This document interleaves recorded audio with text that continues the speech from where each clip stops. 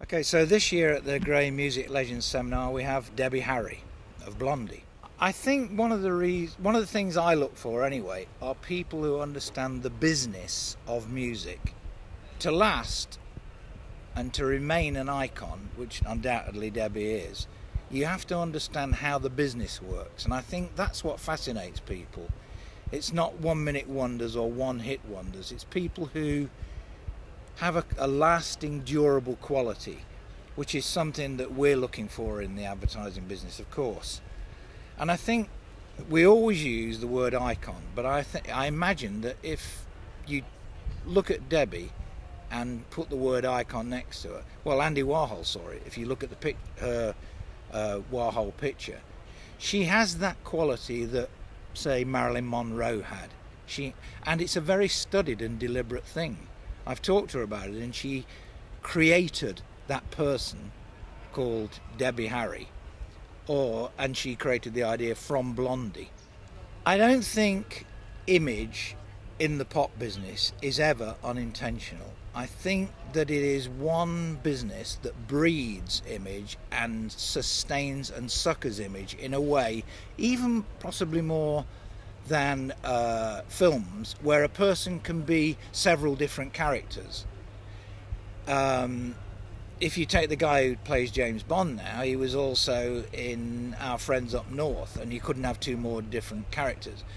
But when Debbie Harry chose this peroxided, glamorous but sulky blonde, I think she was channeling Marilyn Monroe, and I believe she would admit herself that she was, and that she has sustained that in a way that, interestingly, Patti Smith has, with that raggedy, kind of arty, bohemian look, or Yoko Ono in the blank, powerful, Asian strength of her face. It's very interesting. When I do the posters for these seminars, it's always been easier with the women because they have a definitive look, and you do the poster and you know whether it's them or it isn't. They send along some photographs, or we take a photograph, and I immediately know, because I am a consumer, I am a pop fan, I am a music fan, I know what the image should be, and I try and get the one that people will recognize. I think the image for musicians, which is what they all are basically, and we often forget that.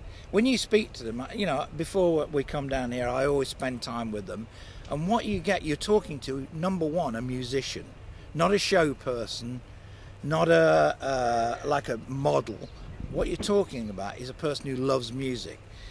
And of course, no one can sustain a musical career at the same level for 30 or even 40 years. So it goes in peaks and troughs. But what remains is the integral, essential persona that they create at the beginning. And one of the interesting, people say, psychologically, that music works in a different way to anything else. We time capsule it. We put ourselves and our own experience of that person into hearing them. So when you hear Horses by Patti Smith, you remember where you heard it first. Or if you think of, Debbie has so many of those songs that in a way are a time signature, and she is the expresser of them, but she's also the embodiment of them. I mean, interestingly, she is going to work this year with another of my favourite bands, which is Devo. Devo is all image.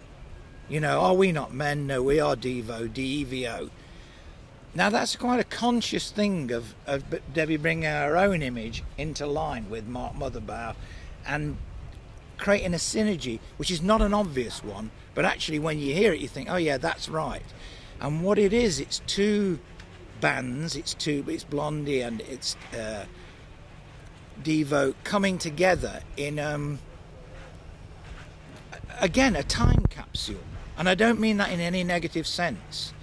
What we have seen with the Rolling Stones and the Beatles and the rest of them, that they are timeless and they are of a time. And that's what's unique about music.